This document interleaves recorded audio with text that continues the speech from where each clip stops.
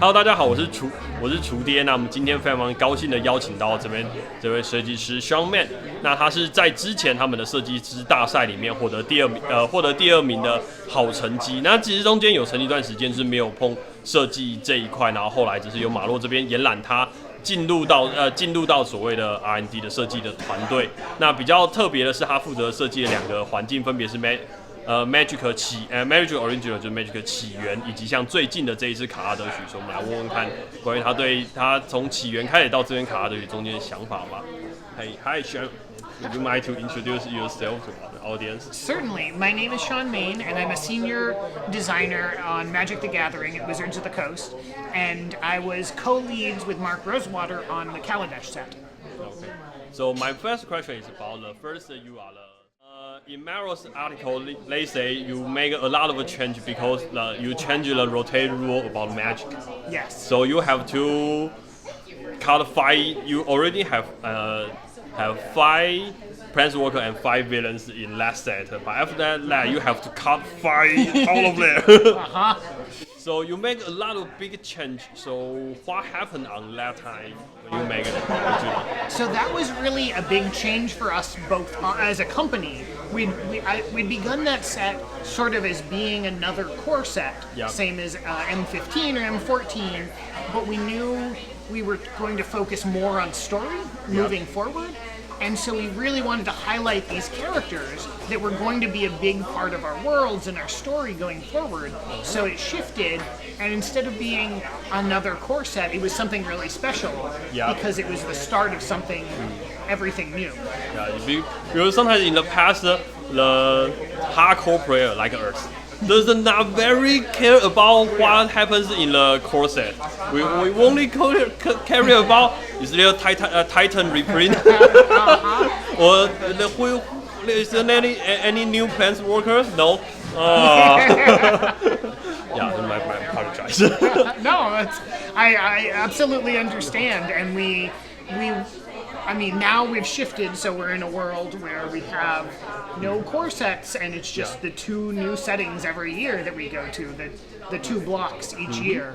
And Kaladesh is the start of something new. We spent the last year kind of setting up that team that the Gatewatch came together as the group of heroes, and now we get to really start telling those stories with them. And second question, we talk about Kaladesh. Kaladesh is artifact block, right? But in the past, we already have first is Usa Saga or Usa Destiny, although it's previously is enchantment block, but there's a lot of powerful artifacts. Everyone remembers the artifacts, yes. In Teleria. Stranger.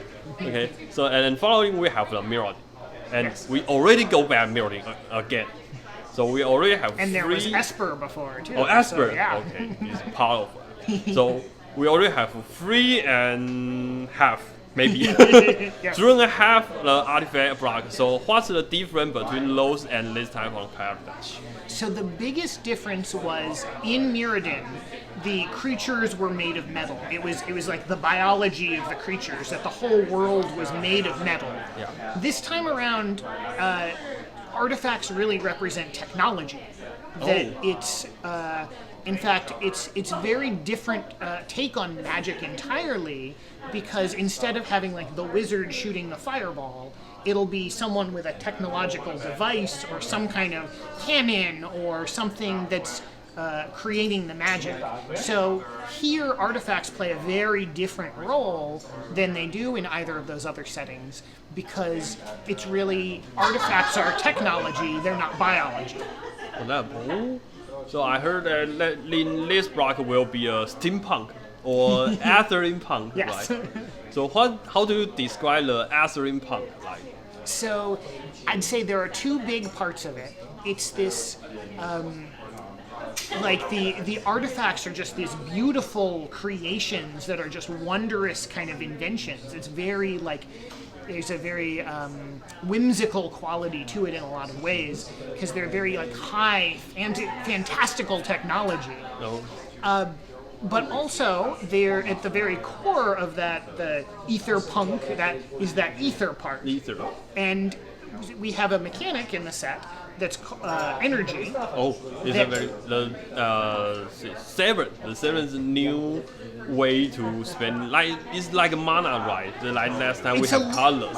It's a little bit like mana, but it's different. So cards will say you get an energy, and that's like a counter that sits on you as the player, and it doesn't go away like mana. But it needs something to spend it on. So a lot of these cards will say things like, if you spend 8 energy, you can make a 6/6 artifact creature. And a lot of the fun of this mechanic is that you might have one card that comes with a few energy and gives you, say, when it attacks, you can spend some energy to give it counters, or this one over here that generates 1 energy every turn, but you can spend a lot of energy to make a 6/6, and now you have this game of, do I want to spend it over here? Yeah, it's a new resource in the game. You have a new choice when you not just spend like a mana or maybe in the past in theoretically philosophy, you spend life or your card. This time you spend your energy. So the third question about characters. Okay. In the past, the artifact. Right. We saw human. The Usa is a human. Then we saw the Vidakan. Is a with these hands. I don't know how to say. Which one?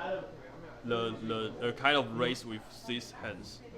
Oh, the 6 fingers? 6 fingers. Yes, or the Vidalcan? Vidalcan. Yes. Okay. We saw the human, we saw the Vidalcan. And this time seems like we saw the elf Andro. Uh-huh. Why? This, so there's, we've wanted to bring back dwarves for a while, and we thought this was a really fun setting to bring back dwarves. We also do have something for each of the different colors. That they're Vidalcan again. Yep. They're still here, and they're in blue, and they're these great inventors, and they're the sort of brilliant minds of this world. The dwarves are especially in white this time. And they're especially good at sort of using energy. And so they're often the pilots for the new vehicles. And then there's, I don't know if you've seen all of them, but the Etherborn they're byproducts of the energy process, that this ether cycle happens, and they're these sort of elementals that are very short-lived, and they're in black. And then there are elves, and elves are different this time. In Mirrodin, green was very much against the artifacts. It was blowing them up and destroying them. Destroy all artifacts. Yes, yeah. And here, the elves are taking inspiration from the natural world. That ether fueling these the artifacts is actually part of the world, and it's a natural process. So the elves are sort of, you see these very beautiful things like a peacock that's sort of imitating that it's a robot peacock now. And so the elves are really the ones that are taking that inspiration from nature and building these beautiful things. So as opposed to some of those other settings, green here is much more active part of the process and involved with the artifacts rather than being against all five. Yeah. Okay, so I think the elf is a step the answer in this block here in Kadrash is part of the natural. Right? Yes. So they will in past the elf protect nature, so they against with the artifact. And the following question is about another mentioned by Maro, about the color concept. Yes. Okay. 然后 I explain it. OK， 我跟大家解释一下什么是 color， 就是颜色议会。在之前他们在设计牌的时候，选出了就是为了避免有些牌像这样会争执某些能力到底属于蓝色还是属于红色这种情况，所以他们做了一个简单的颜色议会，有5个颜色的负责人，然后 Shawn 他是红色这个类型的负责人，所以所有红色效果的牌都归他管。然后所以我们很好奇，这边可以访问到就是颜色议会到底是怎么运作的 ？OK。So I know Shawn, you are the head leader from the red in the color council. So my first question is, what you actually do in color console when this happens? So there's two big things that we do. The first is look over sets to make sure nothing is going awry, that there's nothing that no red cards that are doing something that red shouldn't be doing. And sometimes that's a question, and we'll bring it to the rest of the council and say, what do you think about this? Like, I'll go to Ethan, who's in charge of blue, and say, is this more of a blue card or a red card? And the other is some of the colors, we do, over time. As a good example would be that back in the early days of Magic, red had land destruction, would blow up lands as a big part of it. But we really don't like that gameplay very much. So that part shrank.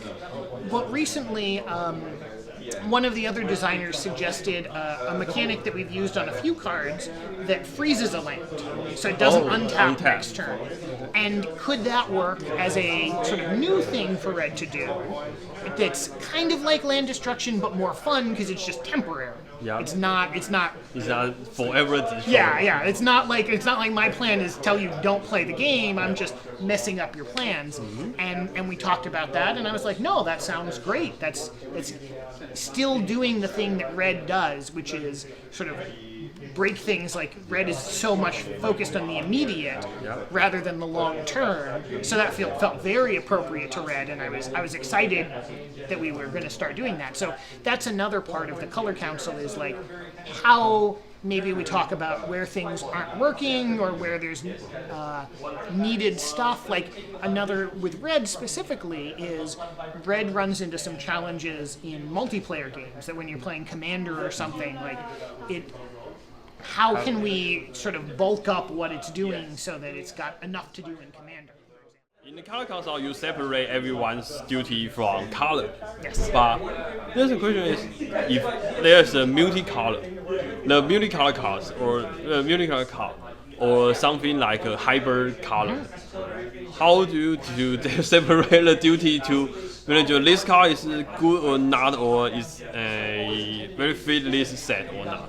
We have a lot of conversations. I mean, how we typically do it is each of us individually does a pass looking at a set and say, here's what's working, here's what's not, and then where there's questions, we bring them up to the rest of the council. So if you were blue, I would bring those questions to you on those multicolor cards and say, we'd talk about them. There's a lot of like coming together to discuss things.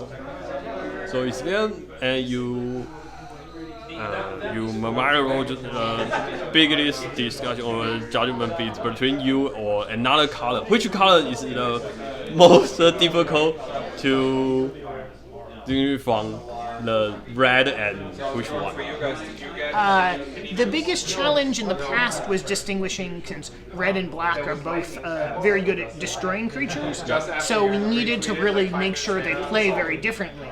And black slowed down a lot and red sped up, so that there was difference especially when you're drafting or something, to how those colors play was important to us. That's blue. Oh. I'm not sure. I think the answer may be blue, but black.